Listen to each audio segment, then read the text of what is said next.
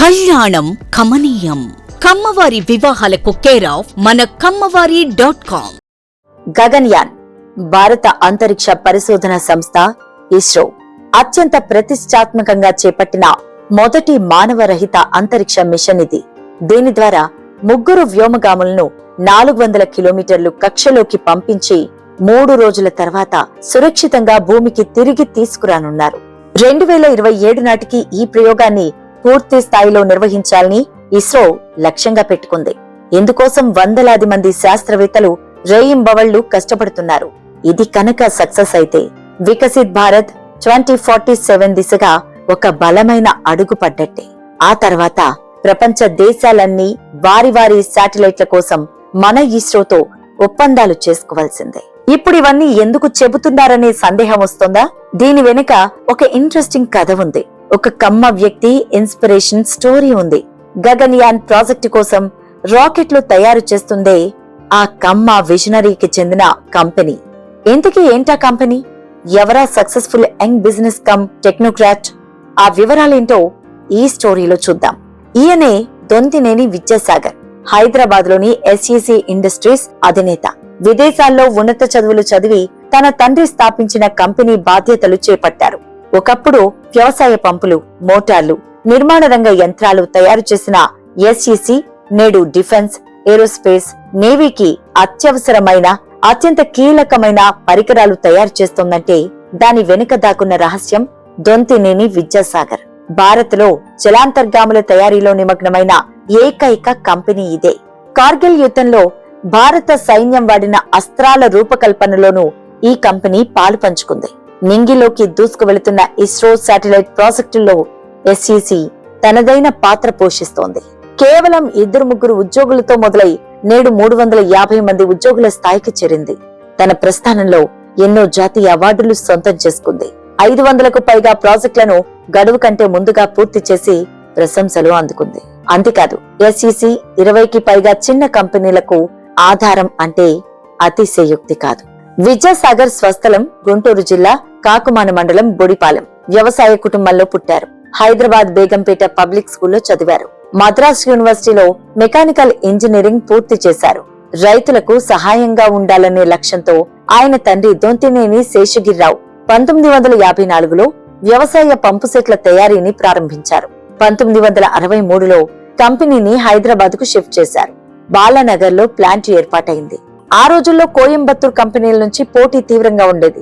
మరోవైపు రైతుల నుంచి రావాల్సిన బకాయిలు పేరుకుపోయాయి. రైతులను డబ్బుల కోసం బలవంతం చేయకూడదని నిర్ణయించుకున్నారు. పంపు సెట్లకు బదులుగా నిర్మాణ యంత్రాల తయారీలోకి కంపెనీ ప్రవేశించింది. భారత్ లో రోడ్డు రోలర్లను మొదటిగా తయారు చేసిన చిన్న కంపెనీ ఇదే. ప్రభుత్వ శాఖలే వీటిని కొనుగోలు చేసేవి. అయితే అప్పటి ప్రభుత్వం తీసుకున్న నిర్ణయం కారణంగా అమ్మకాలు పడిపోయాయి. కంపెనీ నష్టాల్లోకి చేరుకుంది. ఏం చేయాలో అర్థం కాని పరిస్థితి. అలాంటి సమయంలో కంపెనీలోకి ప్రవేశించారు విద్యాసాగర్. 1987లో భారత్ కు తిరిగి రాగానే కష్టాల్లో ఉన్న కంపెనీకి అన్నీ తానే అయ్యారు. బస్ బాడీ బిల్డింగ్ లోకి అడుగుపెట్టి ముందుకు వెళ్లారు. ఆ రోజుల్లో APSRTC ఒక్కటే ఆ కంపెనీ కస్టమర్. మార్కెట్లో పోటీ తీవ్రమై ఆర్డర్లు పెద్దగా లేకపోవడంతో SEC మళ్లీ నష్టాలు చవిచూసింది. అప్పుడప్పుడే హైదరాబాద్ చుట్టుపక్కల బల్క్ డ్రగ్ కంపెనీలు ఏర్పాటవుతున్నాయి. రియాక్టర్లు, ప్రెషర్ వెసల్స్ కు డిమాండ్ ఏర్పడింది. ఫార్మా కంపెనీలకు కావలసిన ఇంజనీరింగ్ పరికరాల తయారీని SEC చేపట్టింది. ప్రముఖ ఫార్మా కంపెనీ నాట్కో వ్యవస్థాపకులు VC నన్నపనేని నుండి మొదటిగా ఆర్డర్స్ వచ్చాయి. ఇంజనీరింగ్ విభాగంలో SECకి మంచి నైపుణ్యం ఆర్జించడంతో 2000 సంవత్సరంలో DRDO వెతుక్కుంటూ కంపెనీ తలుపు కొట్టింది. అప్పటి నుంచి కంపెనీ ప్రస్థానం కీలక మలుపు తీసుకుంది. మళ్లీ విద్యాసాగర్ వెనక్కి తిరిగి చూసుకుందే లేదు. కంపెనీ ఇబ్బందులను ఎదుర్కొంది కూడా లేదు. SEC అదే జోష్లో రక్షణ శాఖకు అవసరమైన ground support systems, airborne, naval system తయారీలో నైపుణ్యత సాధించింది. 2010లో జలాంతర్గాములు తయారీకి గాను ఫ్రాన్స్ కు చెందిన DCNS భారత్ లో 14 కంపెనీలను షార్ట్ లిస్ట్ చేసింది. వీటిలో L&T, టాటా వంటి దిగ్గజాలు ఉన్నాయి. 8 రౌండ్ల నాణ్యత వడపోతలో SEC ఒక్కటి నిలిచింది. అది విద్యాసాగర్ విజన్. ఈ ఒప్పందంతో 400 కోట్ల contract company పరమైంది.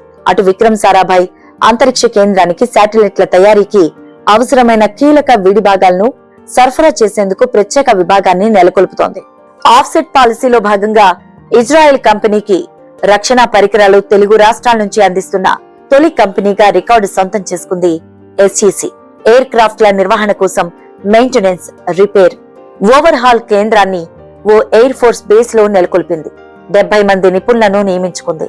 HAL air force లో పనిచేసి రిటైర్ అయిన ఎక్స్పర్ట్స్ వీరిలో ఉన్నారు. ఎయిర్ క్రాఫ్ట్ ల స్ట్రక్చరల్ రీఫర్బిష్ కూడా చేస్తున్నారు. ఇంజన్, గేర్ బాక్స్ ల రీఫర్బిష్ లోకి ప్రవేశించేందుకు ఎస్ఈసి సిద్ధంగా ఉంది. ప్యాసింజర్ విమానాల ఎంఆర్ఓ సేవల్లో కూడా అడుగు పెట్టేందుకు ఆసక్తి చూపిస్తోంది.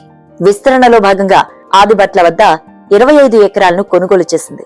విద్యాసాగర్ ఏ నిర్ణయం తీసుకున్నా వెనుకడుగు వేయరు. ఇందుకు ఎన్నో ఉదాహరణలున్నాయి. కరోనా సమయంలో జర్మనీ నుంచి ఓ రోబోటిక్ మిషన్ ను కొనుగోలు చేసింది ఎస్ఈసి.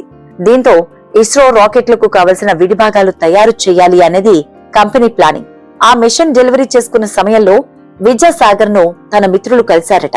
ఆ మిషన్ ఎంత అని అడిగారట. అప్పుడు దాని విలువ 16 కోట్లని చెప్పారాయన. దీంతో కంగు తిన్నారు. ఈ మిషన్ అసలు నీకేమైనా ఉపయోగపడుతుందా అని నిరుత్సాహపరిచారట. అయినా విద్యాసాగర్ లక్ష్యం వేరు.